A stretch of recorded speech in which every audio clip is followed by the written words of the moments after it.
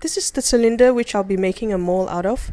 It will be a 5-piece mold. Starting with the first side, put the slat piece onto the cylinder and place the anchors like this. What we're trying to do here is to create a section where we could pour the plaster in. Now we have to apply soap onto the metal area so that the plaster will not stick to it. Once this is done, you can start to prepare your plaster. In this case, I like my plaster to be a little bit more stiff.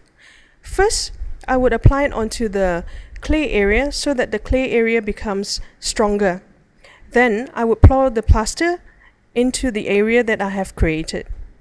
Because we have applied plaster onto the clay walls just now, it has caused the clay walls to be stronger and be able to hold the plaster when you pour it in.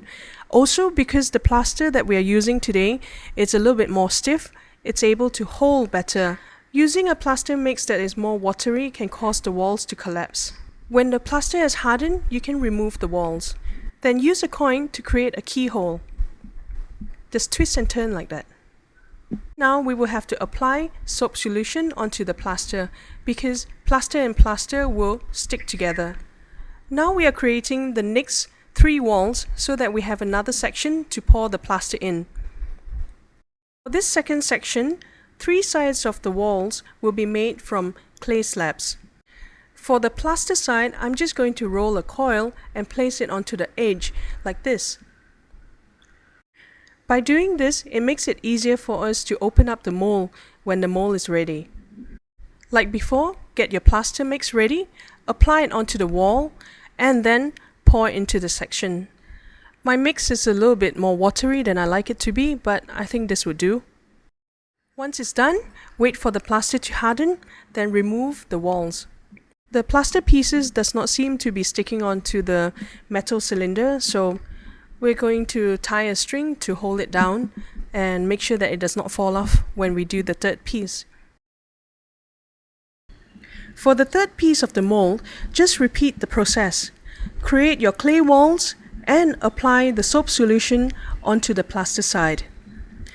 Once the walls are ready, apply plaster onto the walls, then pour the plaster into the section. For the fourth side of the plaster mold, repeat this process. Here I have turned the mold to a stand-up position to create the last section.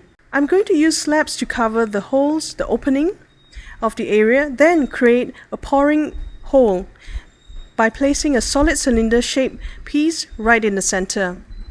Then pour the plaster over it.